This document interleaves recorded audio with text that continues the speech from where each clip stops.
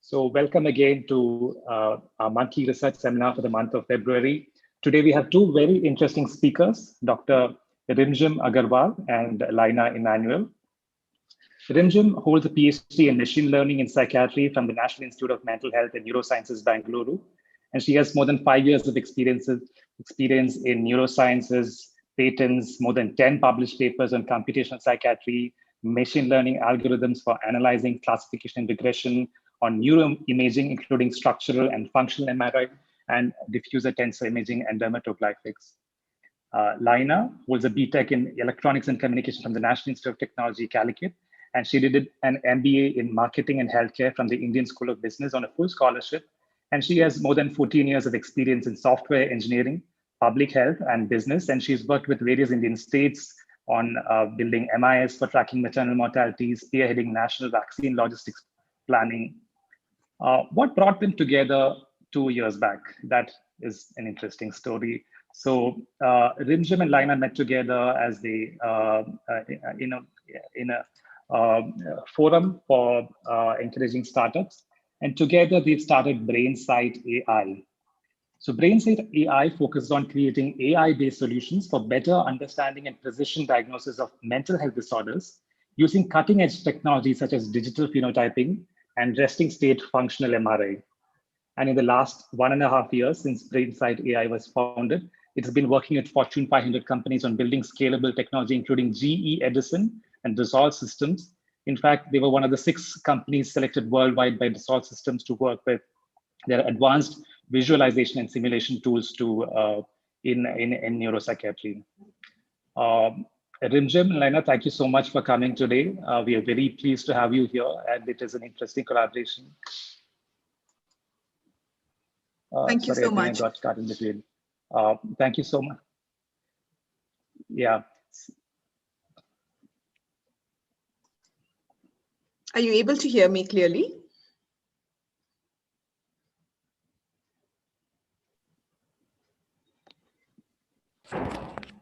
Yes, Laina, we can hear you.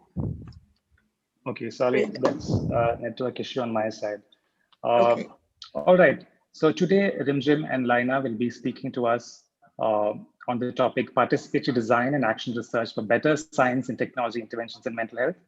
Rimjhim and Laina will be speaking to us for around 20 minutes each, followed by which we'll have a time for Q&A. With that, I ask you to give your full attention to Rimjhim and Laina as I hand over the screen to them. Over to you. Thank you so much, Dr. Harikirtan, for the kind introduction, and a very good morning to all. What I'm going to do is share my screen, and you can tell me if you're able to see the presentation, and then I can start speaking. Can you see my screen? Yes, ma'am.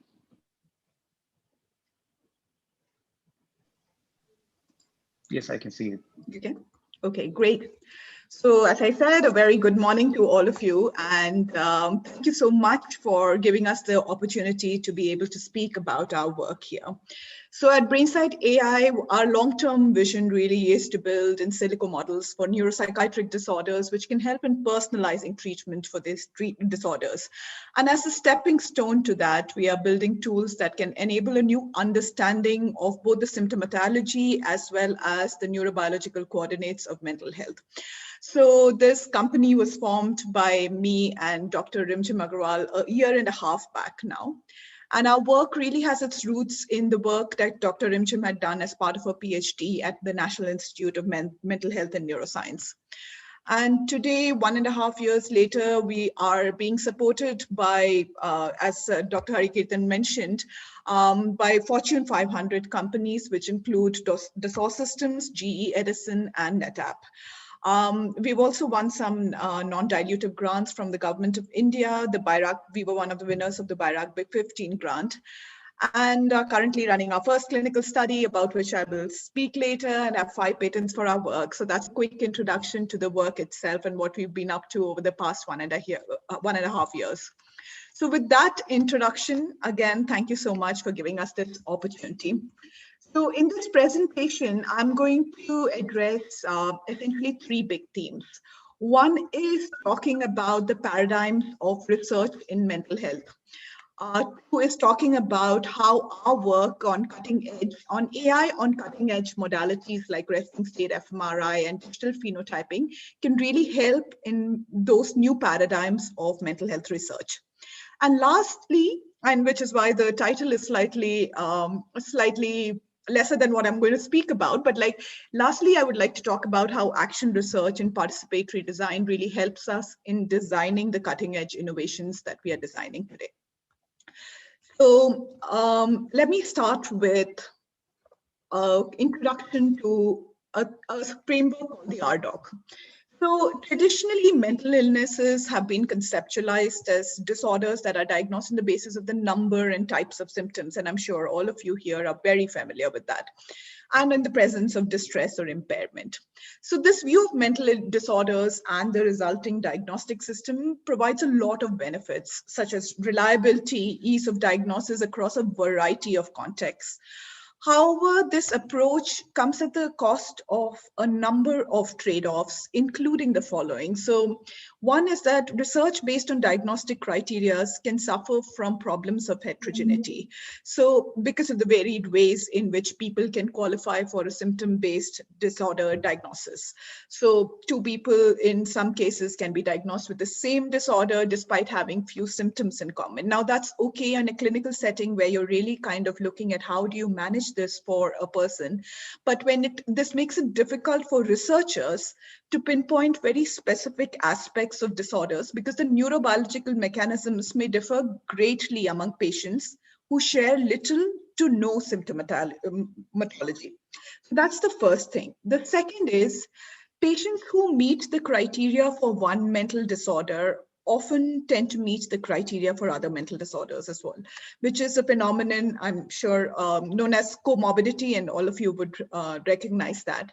Now, this has led researchers to question whether too much emphasis is placed on studying specific disorders in isolation from other disorders. Now, it has also led to concerns that common dimensions which underlie all of these different mental disorders are not being properly reflected in the research that is done around mental health. The third is that researchers seeking to reduce heterogeneity in their samples often limit participants to those with very pure diagnosis. So in order to do this, you often don't enroll individuals representing the larger spectrum of functioning or those with related disorders. Now, from a research point of view, however, this is extremely important. You really need to be focusing on the variation because the variation can be very important for understanding the underlying contributors to the mental health and illness. And lastly, the clinical criteria for defining a disorder, it's created through expert practitioner consensus and is very reliable, but however, it's somewhat arbitrary. So research indicates that there are important similarities between people whose symptoms meet the criteria for a disorder versus those who just miss the cutoff for diagnosis due to fewer or lesser symptoms. So to understand the full spectrum of mental health and illness, it's important to adopt a very dimensional conceptualization.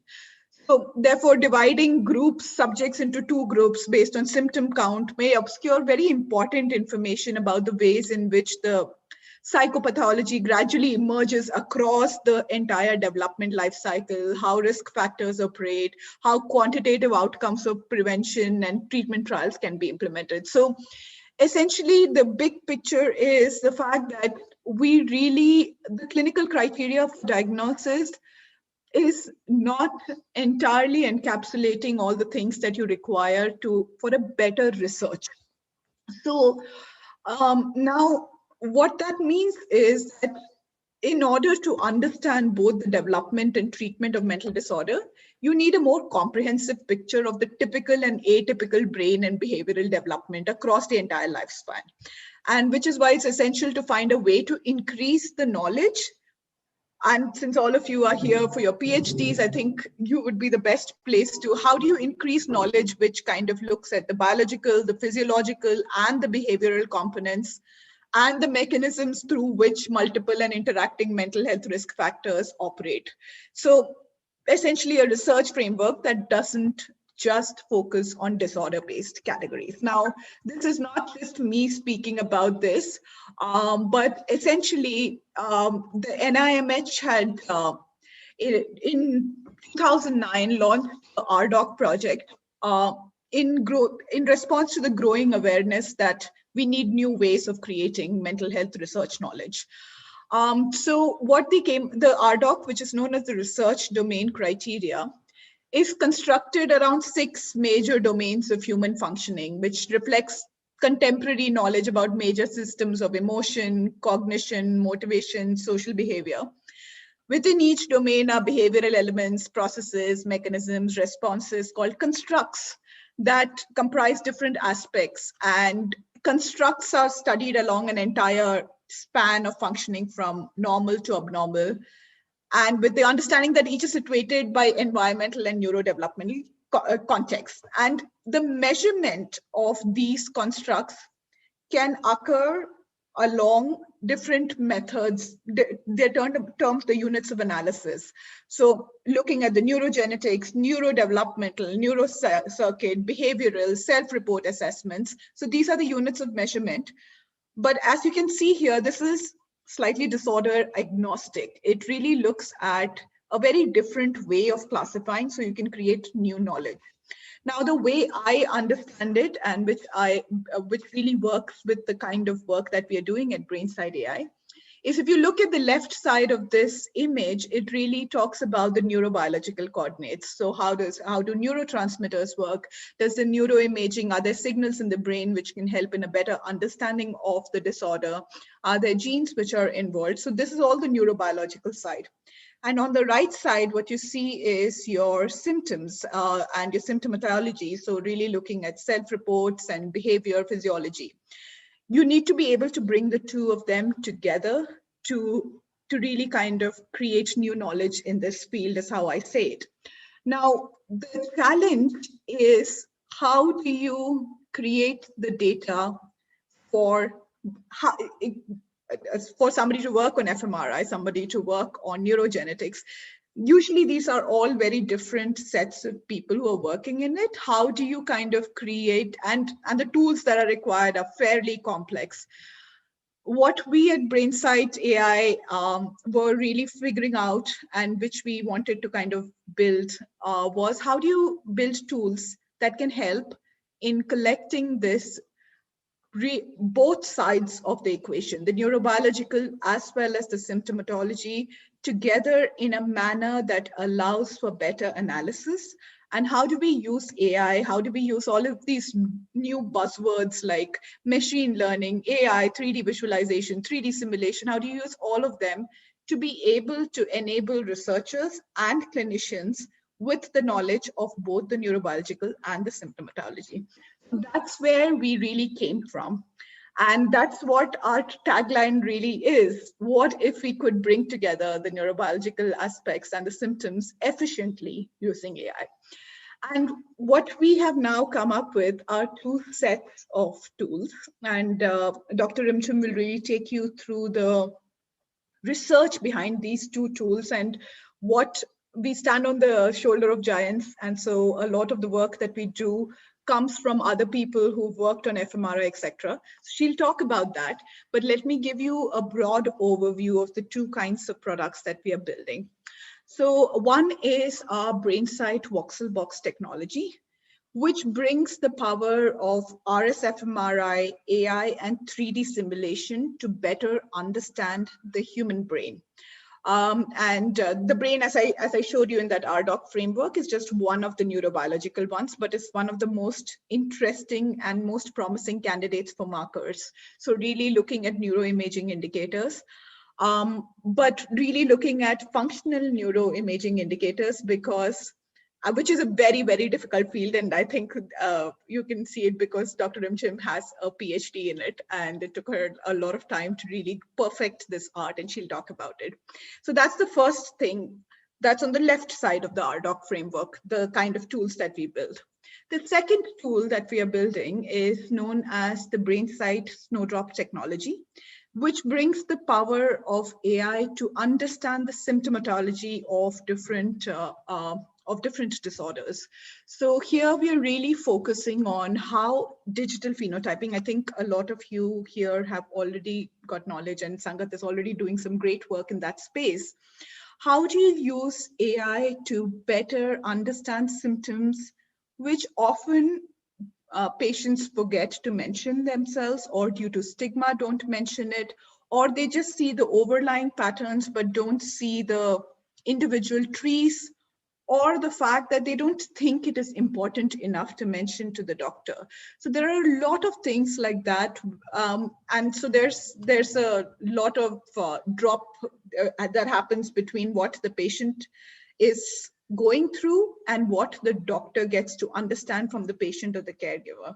So the question we were really looking at is, can we use AI and design thinking to really make this capture of symptoms much better in a way that helps the psychiatrist to make much better decisions, and to really kind of focus on the patient-doctor engagement rather than focusing on all the different questions that they need to get to, even what the patient's going through. So can we use AI there? So these are the two sets of questions that we were addressing. And our focus at Brainside AI is really how do you use the best amazing science and technology out there to build these tools to help psychiatrists. So with that, I'm going to hand over to Dr. Rimjhim so she can really talk about the research behind all of this, and I will then come back and put it all together for you. Thank you. Dr. Rimjhim, I'll stop presenting and you can then, Yeah, thank you.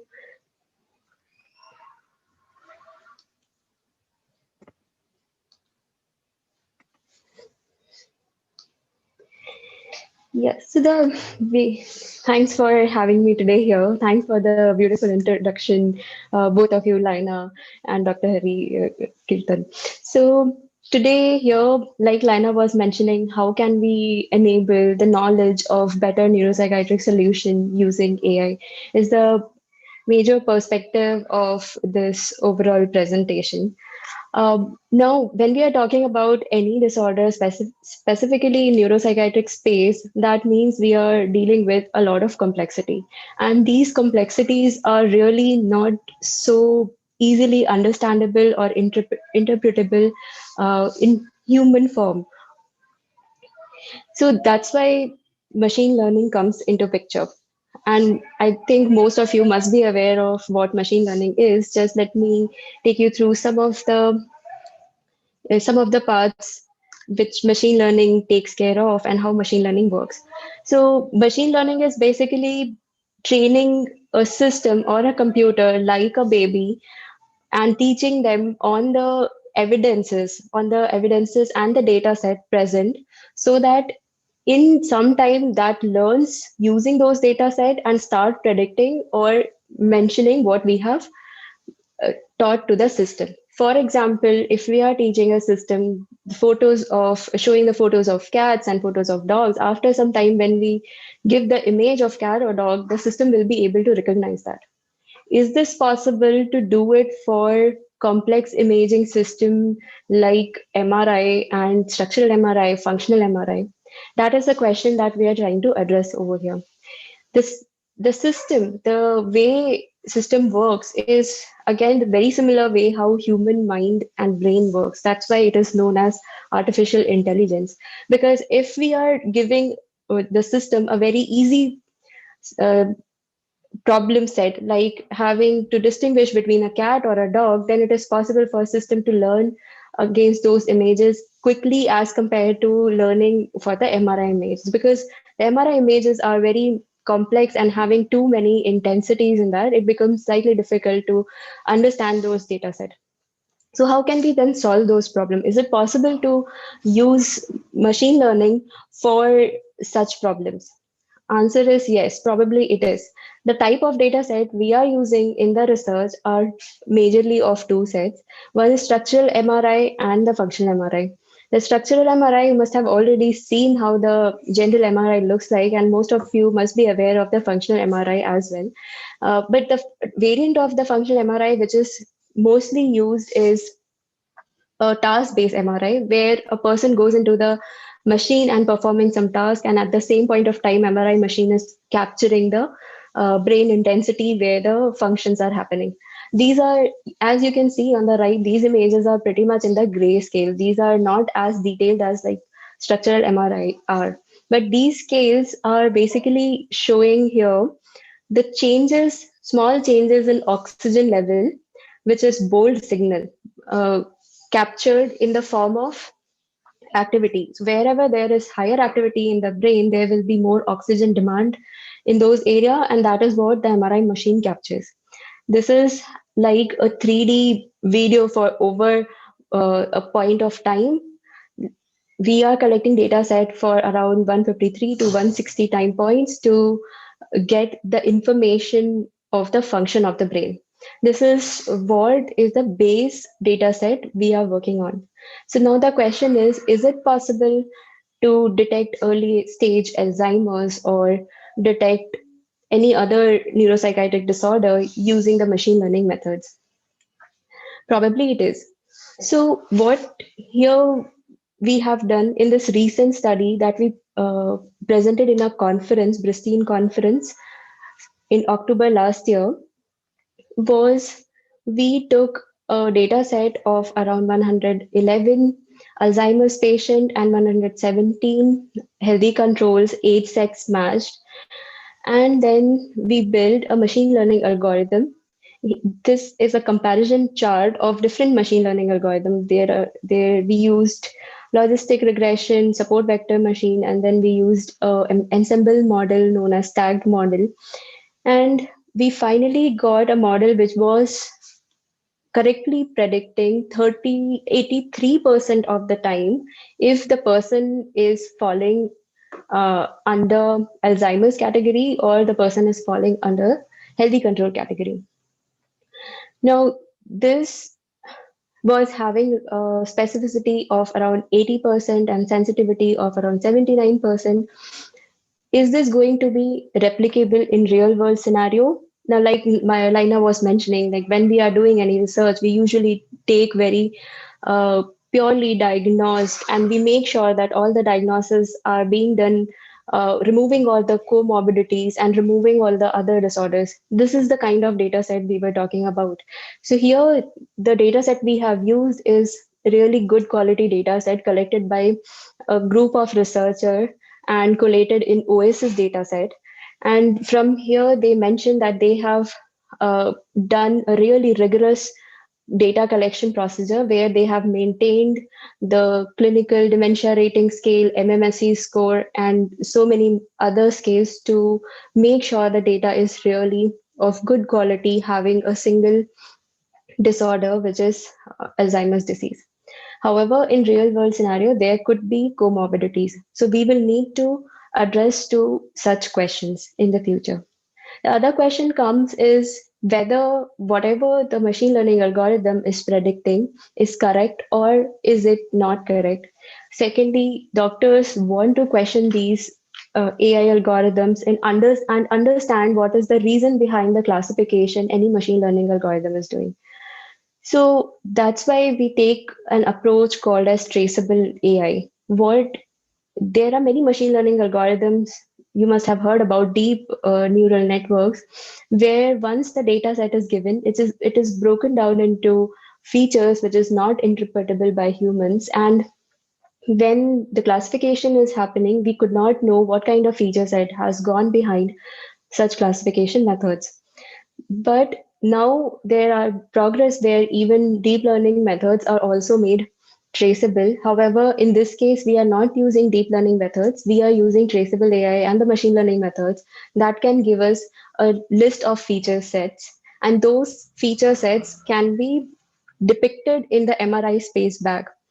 So these are the top 2% of the feature set, which I'm showing over here in red and blue, which mention that these are the feature set picked by machine learning algorithm and were the reason for classification of Alzheimer's and healthy controls in this study. Similar ongoing projects we have is having some of the objectives like, is it possible to analyze the progress of mild cognitive impairment into the dementia? Is it going to be is it going to progress into frontotemporal dementia, or is it going to progress in mild cognitive impair? It is not going to progress anywhere from further from mild cognitive impairment, or is it going to progress into Alzheimer's disease? So we are really trying to find out if it is possible to understand the progression of mild cognitive impairment.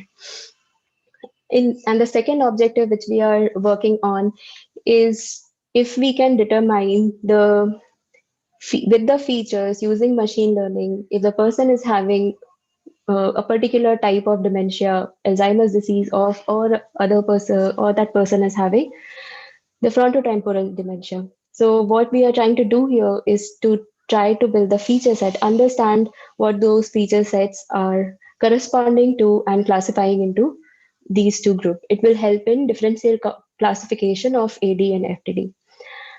These kind of research classifications are very helpful in doing the clinical trials to develop new drugs, to improve the treatment of the existing drugs, and so on and so forth.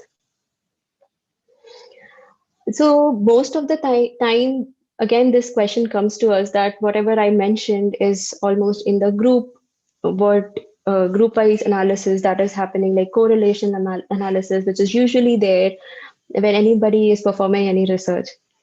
There are two groups, and then we perform what are the correlation with the symptoms or any other pathology set. However, is it possible to perform individual level analysis? With machine learning, it is quite possible to do individual level analysis. Like I mentioned, ML algorithm makes a set of features. So algorithm, let's say, have picked up 100 features, which is corresponding to healthy control, another 100 features that is corresponding to the Alzheimer's disease, and similar set of 100 features which is corresponding to mild cognitive impairment.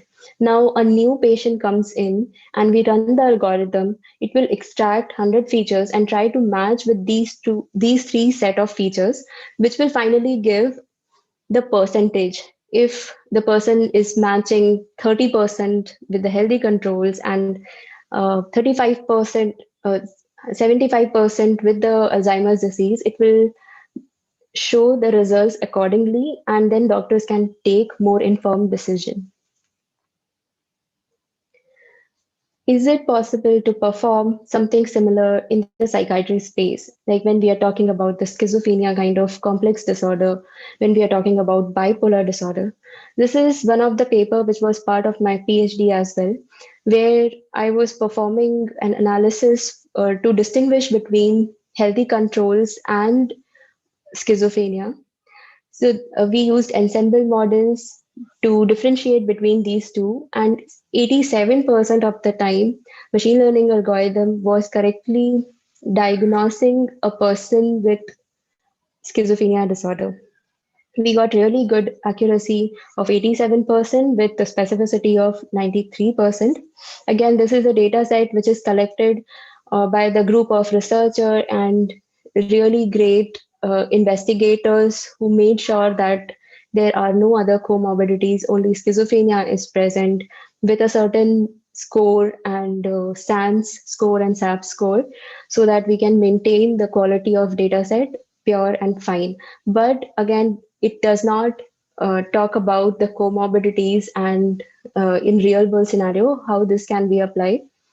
However, we did a replication of a study. We used similar models with slight changes in the model for schizophrenia and bipolar disorder, where we got 77% of accuracy. Intuitively so, because there is a huge overlap in the psychosis of schizophrenia and bipolar, so there could be a lot of overlap in the features, which might have more confusions for ML system itself to provide higher accuracy. So we achieved 77% of accuracy, and still we are working on improving this along with several other sets of data sets like digital phenotype that can be helpful, or symptom correlation that can be helpful for improving this accuracy. If it is possible to use machine learning algorithm, and if it is possible to do the analysis, and resting state MRI has so much of potential, why it is not being used in clinical setup yet? One simple problem that doctor face this in this particular uh, modality is that the processing is quite complex. We are dealing with 4D data set. Now there are multiple sets of noises that are associated with resting state MRI. For example, there are the bandwidth signals that the processing is happening is something which is very non-intuitive. The signals are not interpretable, complex processes, and any change in the complex process can lead to non-replicable results. So it is very much required to have standardized protocol for processing these images.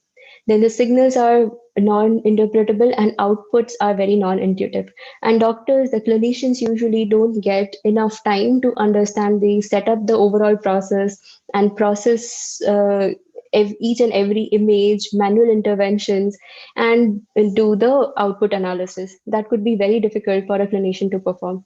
However, if it can be combined in a single click model and can be standardized throughout all the steps, then it is possible to use resting state MRI for such research and further clinical uses.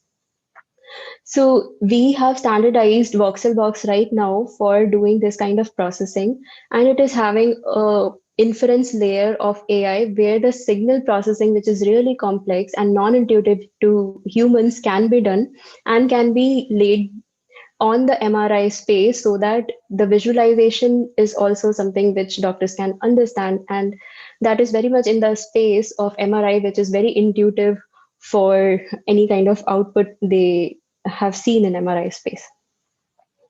What kind of visualization and what kind of outputs can be understandable to them, and what can we provide for better understanding of these changes in the brain? One is the anatomical changes. So bringing back the anatomical changes, which is happening, like change in the gray matter volume, change in white matter volume, or if there is reduction in, let's say in schizophrenia, there is a lot of reduction in the gray matter volume of hippocampus. So specifically selecting the area in the brain and understanding how the volume of the area of the brain has changed to understand the pattern. And again, these also go into the MRI analysis where there is a pattern in several disease that has seen over by and mentioned by several studies that says gray matter volume has decreased, and that can be a pattern of a particular disease that can be understood by machine learning algorithm for better information. Second, using resting state MRI, we can give the changes in the connectivity itself, the temporal region connecting with the frontal part of the brain, and many such connection can be analyzed. This is a 3D model, and this can be flipped and analyzed. We also give the coordinates of all the brain regions where these changes are happening so that all the labels can be seen and understood by doctors, as well as the focus area where activity has changed for a particular disorder. Like if there is change in temporal lobe here, we can see there is change in the activity in temporal lobe.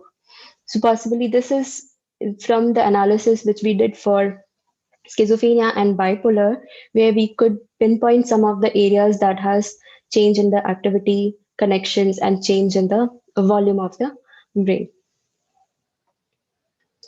Is it possible to use just MRI for psychiatric disorders? Like Laina was mentioning, we are having a great challenge of using a comorbid patient for such analysis. Also, there is overlap of environmental factor, there is overlap of genetic factor. Is it all possible to do just by MRI? The answer is really complex over here. We need several layers of information for getting to a precision medicine kind of space, which we are trying to achieve in mental health space as well. Like in cancer, now there is precision medicine where they possibly use many genetic composition analysis and then come to conclusion what kind of medicine will suit to what kind of individual and their genetic profile.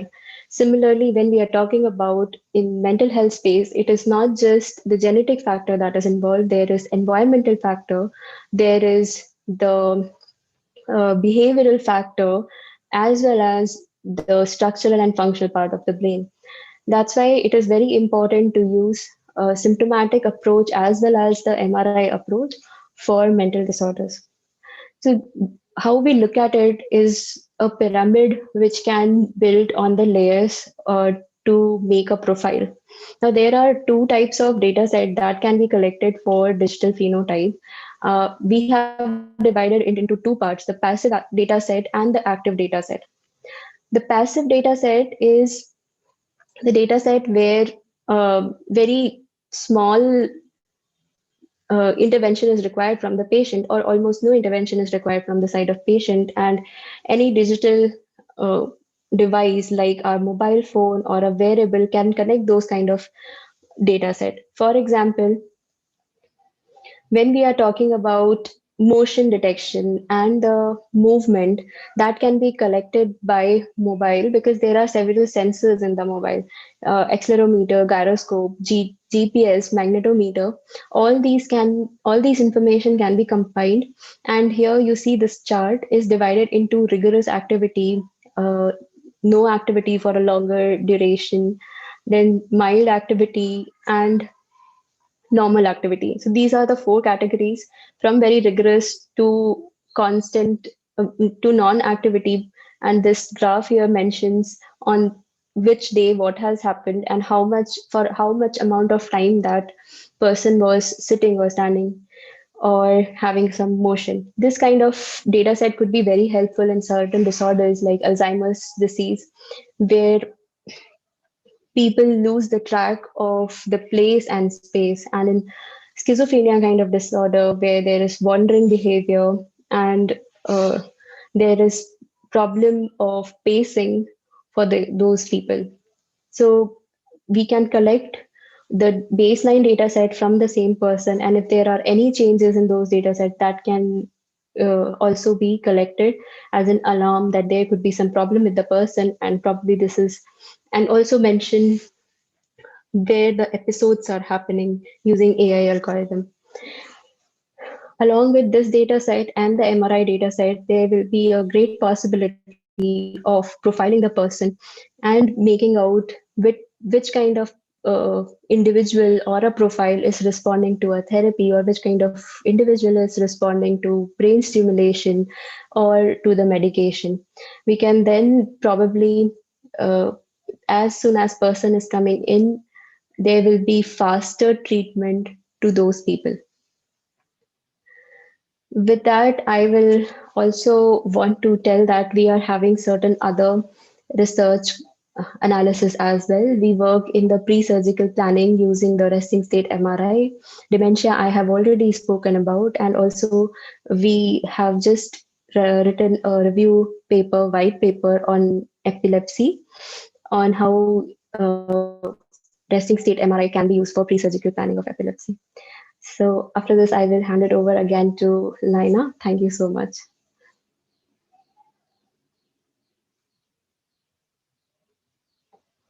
Laina? Thank you. Thank you so much, Dr. Rimjhim. So I'm going to share my screen. Yeah. If you want, you can continue here. I will help you to navigate. No, it's done. I have it with me. That's okay. Thank you. All right. So, okay. So you got a very deep understanding, I think, of the machine learning. So it took me a long time to really kind of grasp how all of this works together. And Dr. Rimjhim's work over five years, I think, has been around this. So it'll take some time to wrap your head around it. But what I really want to go back to talking about how all of this kind of comes together. As I had shown you earlier, the voxel box technology, which is our resting state fMRI, essentially looks at this side, which is how do you look at brain circuits and understand patterns within different disorders, which over time can increase the knowledge in this area. And what our digital phenotyping really looks at is on the right side of it, how do you make symptomatology much more efficient? How do you capture it? And how do you correlate all of this together to come to a space where you can actually, like for example, there is some work which has been done around schizophrenia, where you're looking at different biotypes within schizophrenia, because the brain circuitry which is involved, once you start analyzing the brain circuitry, is very different. There are 3 different pathways in which the schizophrenia is really is acting out in the person, and hence over time what we do believe is this kind of a more deeper understanding which allows for all of these different components together will lead to better treatments, will lead to more personalization, will lead to better drugs as we go along. So that's how all of this really comes together.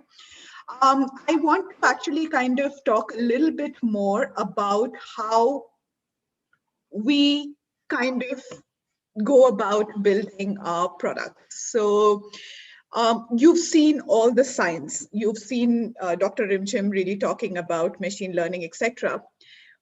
Science is not enough to kind of build new inventions. You need science and technology along with everything else to be able to come to a new invention. So the way I kind of think about it is, till the first technologist actually built the aeroplane, no scientist really kind of agreed that an airplane could be built.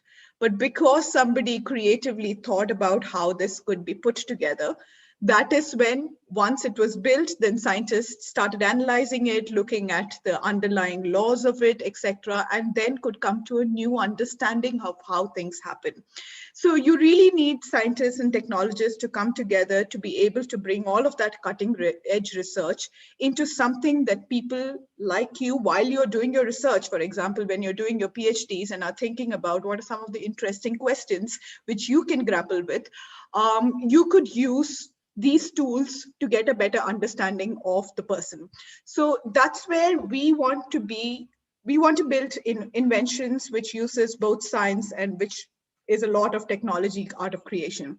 However, we want to create responsible inventions as Brainsight AI. And one of the things that I think, I come from a public health perspective, and one of the things I realized as we were building, as I did a lot of my public health work, is essentially you need to involve people in decisions that affect their lives. So how do you involve people in better science and in better technology? There are lots of new methodologies. I'm sure Sangath is a pioneer in this space. So there's action research, which really is about how do you get to better questions, and participatory design, which is really about how, once you've answered those questions, how do you get to a better product itself. So, and if you have to create a responsible invention, which essentially uses AI for better mental health, you need to be at the forefront of these two. At least that's what I believe, and that's what we believe as a company right now. So just a quick definition, action research is about how do you bring participants directly into the research design process so that we create more informed research design. And participatory design is bringing the customer directly into the product development process so that we're making more informed product solutions. So how do we do this? At the end of the day, it's really about bringing people who are affected by our decisions into a common room, giving them a seat at the table. So any decision we take, if we are building a product for patients who are suffering from schizophrenia, or we're building a product which allows for early diagnosis of dementia, really getting people and caregivers who are suffering from it to come and sit at the table with us and tell us what we are doing right and what we are doing wrong. And the way we do this is through a program called Kokoro, which is called which essentially is Japanese for mind, body, heart. And because we love everything AI, we really kind of use AI-enabled pedagogy to be able to get, it's a 6 to 8 week program where interested citizens or interested like caregivers or patients can come in and work with us while we are formulating our research design questions, while we are formulating our product decisions, helping us understand the aspects of the product that we haven't really thought about.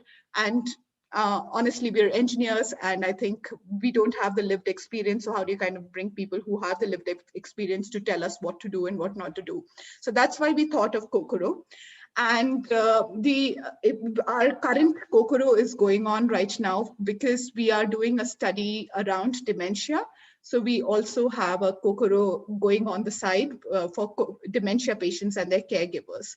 And the idea is to be able to do better action research, better participatory design, and the way we've structured this.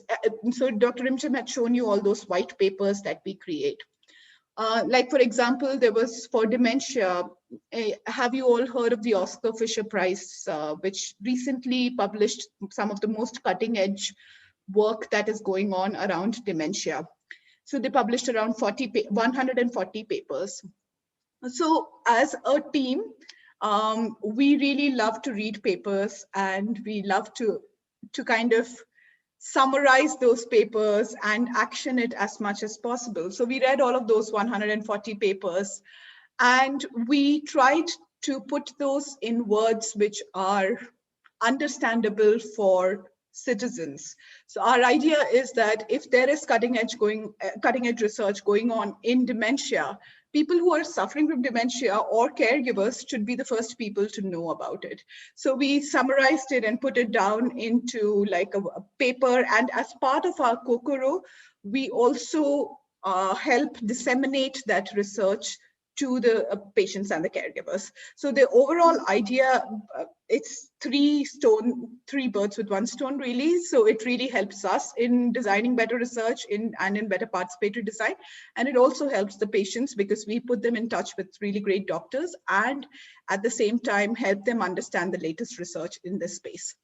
I will end with just talking saying a quick thing about how our Kokoro programs always have an anchor research and an anchor product associated with it. So for example, when we were building out our digital phenotyping for depression, for patients who have not yet sought help for their symptoms, but are not very confident about whether they are suffering depression. So there are a lot of people who are going through lows and are not sure whether they should seek help.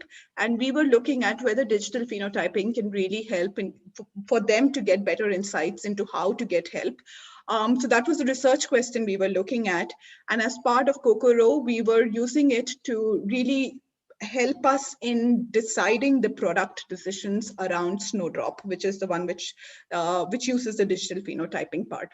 The second one which we are doing is the Kokoro Dementia. So as part of the anchor research, so we won the BIRAC Big 15 grant from the Government of India to look at functional activity and connectivity patterns in early diagnosis of dementia. And that's a study that we are currently doing with Max Hospital in Sangath in Delhi. And as part of it, we are also doing the Kokoro, so that, and the anchor product that we are building there is the caregiver book that we are building, which summarizes all the important links out there, including Sangath's link, so that people know where to look at for what. So that's broadly our work. I hope that gives you an overarching view of one, where we are coming from, our docs, because we believe that new knowledge needs to be created. The fact that the new knowledge can be created by correlating your symptoms and your neurobiological coordinates, and you need better tools for it, and we're creating those tools. And we're creating those tools with participation of patients and caregivers. So with that, I hand over the session to Dr. Harkirtan. Thank you so much for giving us the space to speak. Thank you. Thank you very much, Laina and Rimjhim, for those excellent presentations. Very thought-provoking, very interesting, cutting-edge work in mental health. A lot of thoughts came into my mind. As you mentioned first, that in psychiatry there is a limitation that in the past, that a lot of the diagnosis was syndrome-based, symptoms dependent, and which also means it is provider dependent, and that means a lot of it could be affected by social factors and environmental factors. And this limitation has been part of the conversation for the last at least 1 or 2 decades.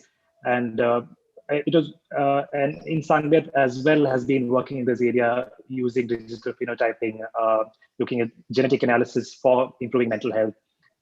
And we've also come across the RDOC framework. I mean, I came across just a few months back, and my colleagues and I, we were trying to figure out what does it mean and what are the different dimensions and constructs, and you really nicely clarified how your work can fit into that. And that means we can go beyond the restriction of syndromic diagnosis and looking at making a diagnosis across different dimensions, if I'm saying it correctly. And you mentioned about different ways we can do it using artificial intelligence, machine learning, so digital phenotyping, and also resting state fMRI combined with artificial intelligence. Yep. And the wonderful thing was that you mentioned how, it is, these kind of tools may have been there here and there, but bringing them together by teams like you who work at the intersection of science and technology. And I think one part of it, maybe you didn't mention, would be the business part of it, where you need the necessary Yes. funding for that. Yes, absolutely. And absolutely. Yeah. And I would love to hear about a little bit about that as well. And lastly, how to make it and do this work responsibly, participatory, making the people who are affected by this the most being included in this process. So nothing about us without us, using that in technology development. That is so wonderful. So I see that in the future, people, groups like Sangath, which is the leader in mental health research, should be working together with groups like you who are pioneering in technology-based solutions and looking at how we can improve mental health using newer solutions. And with that, I would like to take to my first question. And I would also ask the audience to put their question in the chat or use the raise hand function. I'm sure a lot of thoughts are there. Thank you again for this wonderful presentation. So my first question is, you mentioned about how we can use this cutting edge technology for differential diagnosis, precision diagnosis. But what about in the context of the community, or community mental health, global mental health? At Sangath, we often talk about the treatment gap, that if there are 100 people with depression, more than 80% of them do not get diagnosed in the first place. And we've been looking at different ways, like using frontline workers, training, and newer solutions as well. But according to you, what do you think? How can we use this, for example, resting state fMRI or AI/ML-based solutions in closing this treatment gap? Absolutely. So that's a great question. In fact, that is the question which actually made us think about digital phenotyping. We started with resting state fMRI as our initial set of offerings because that's the work, that cutting edge work that Dr. Rimjhim had done. And then we realized that if you have to, I think one of the biggest problems in this space is the treatment gap. And how do you can't use resting state fMRI except in one way, where you can possibly allow for remote understanding of a person, because they could go for an MRI, you can possibly help a little bit there. But I think that's still a little bit far-fetched. I think it's where we started off with the digital phenotyping piece. So that's the science behind how do you kind of allow for it. But we realized there's a lot more, which is about the technology piece. Like, you can't just get science to people and say that start using this and it'll help, right? Like, what we wanted to kind of build with our Snowdrop app is a space which allows for better interactions between the psychiatrist, the psychologist, the patient, and the caregiver. Because the science is at its level, but it also requires to specifically solve problems for these 4 sets of people. And when you include these 4 sets of people in a seamless manner, in a manner that does not increase the work for doctors, that is when you will have a space where possibly a frontline worker can look at the work that is coming from the digital phenotypes and say that, I feel like this might be something and maybe I need to investigate this further. So I think there is that whole layer of designing affordances on top of the science, which will allow even people at the front line to use something as cutting edge as this and use it in their daily practice.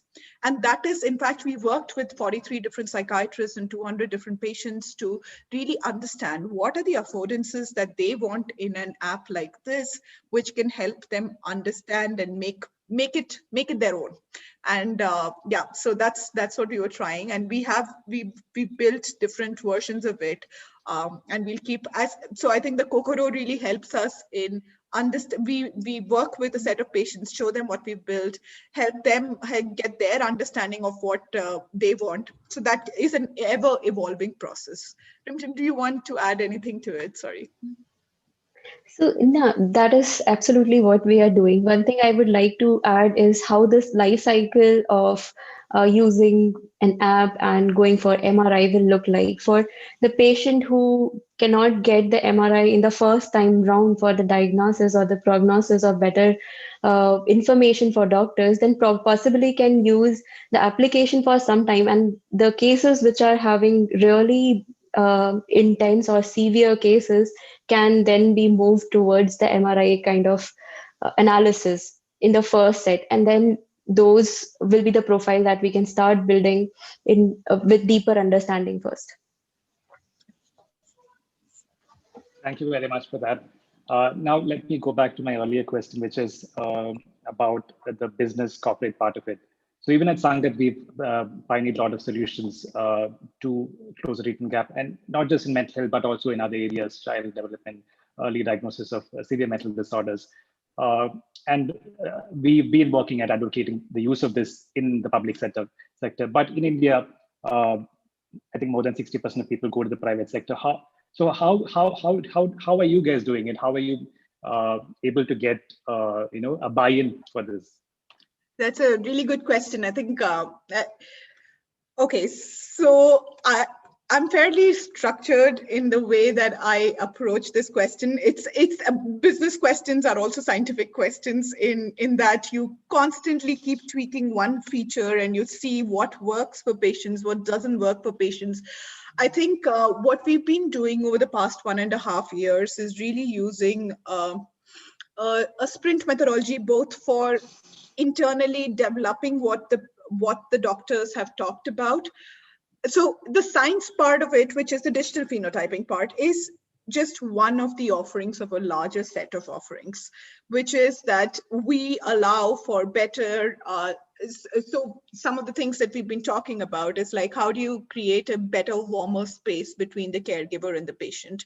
How do you create a better space for the caregiver with the psychologist and the psychiatrist in a way that does not hamper the timings of the psychologist or the psychiatrist? These are all unsaid jobs to be done, which doctors talk to us about or patients talk to us about.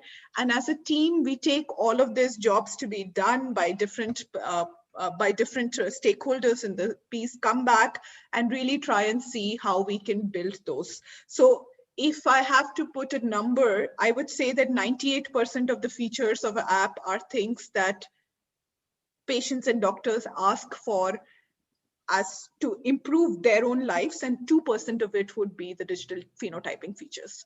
So I think that's how we are trying to figure out this aspect of what really works in the market. I wouldn't say we've reached it yet, and I think there's a lot of churn. We keep doing this every 2-3 weeks and going back to the customer and asking them their feedback, and we are slowly getting there. So then we learn from you as much as you learn from us as we go along.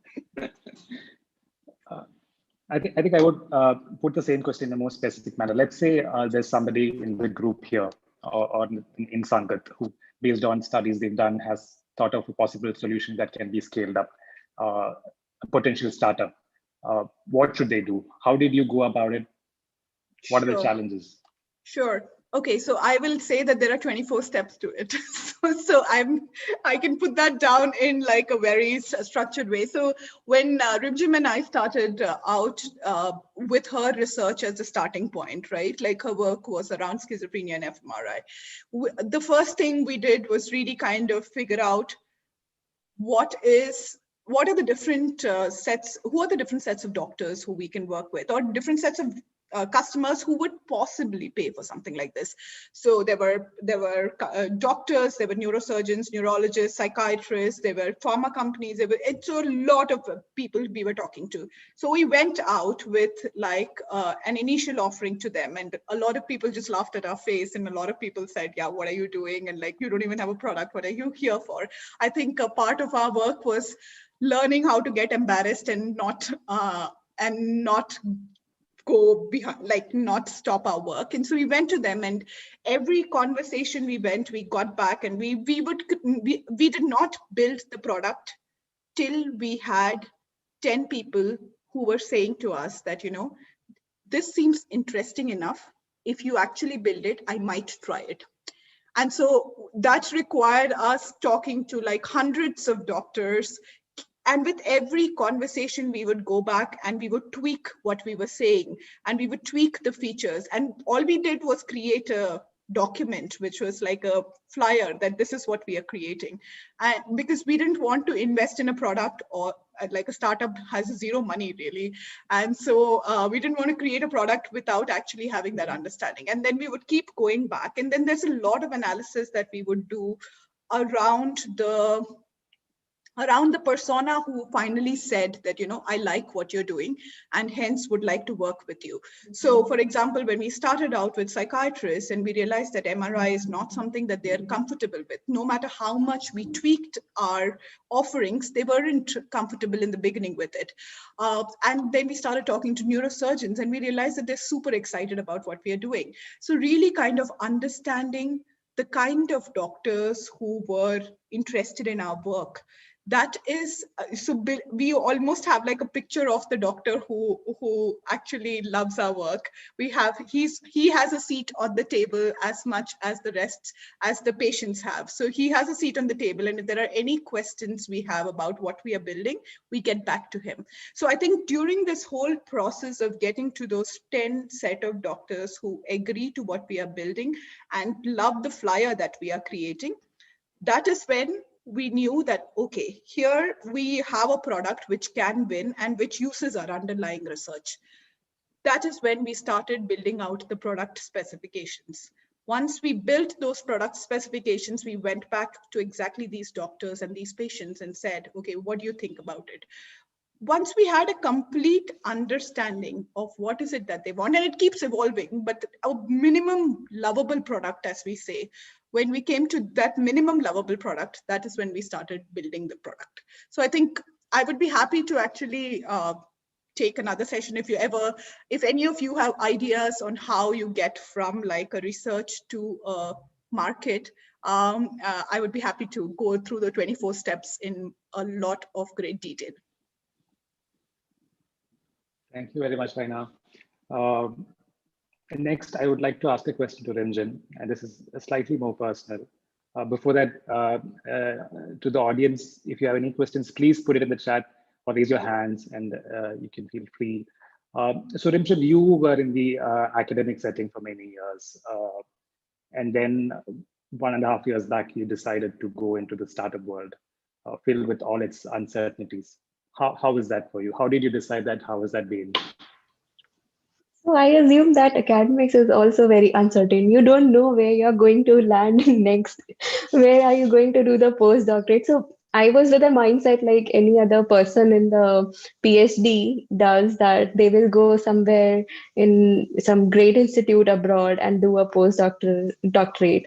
But I got this opportunity that EF is there and they have really good potential of bringing up some ideas, getting some good co-founders in the same place, and where I met Laina, and that was like they already knew that me and Laina will end up together.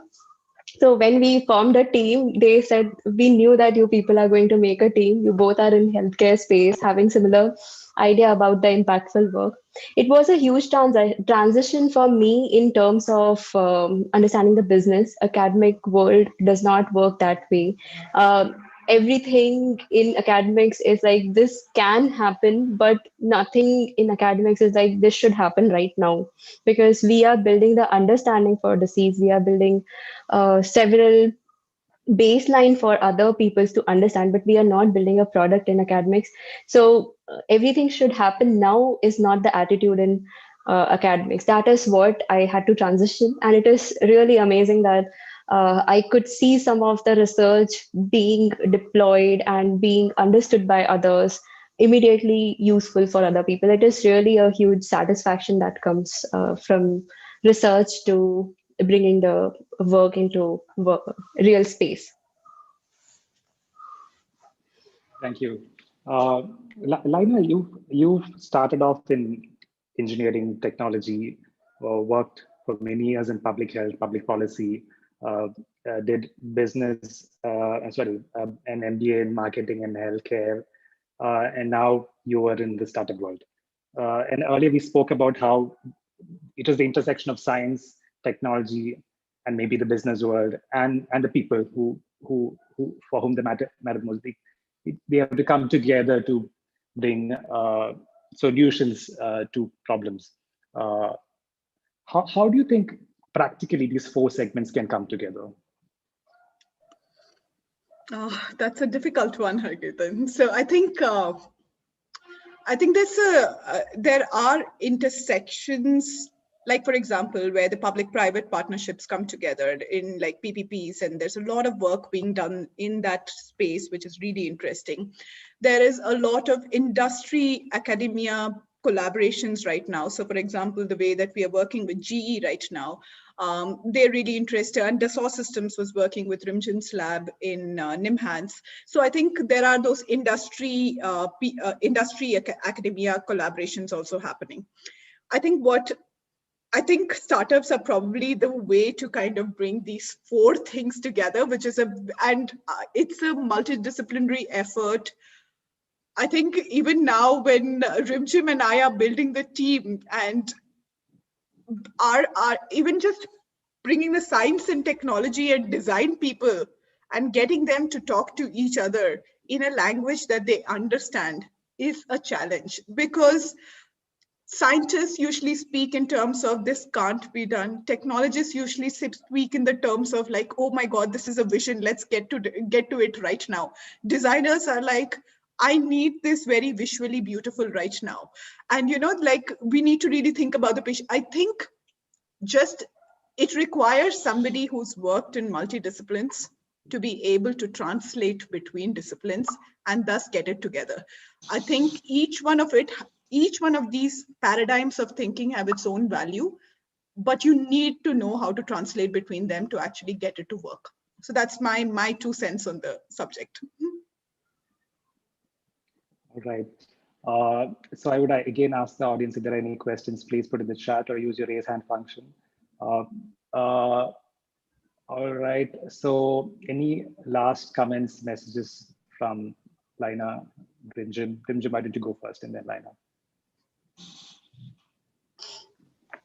So I think this is a very impactful work where now the people have started having more awareness in mental health space, and this is amazing place to innovate.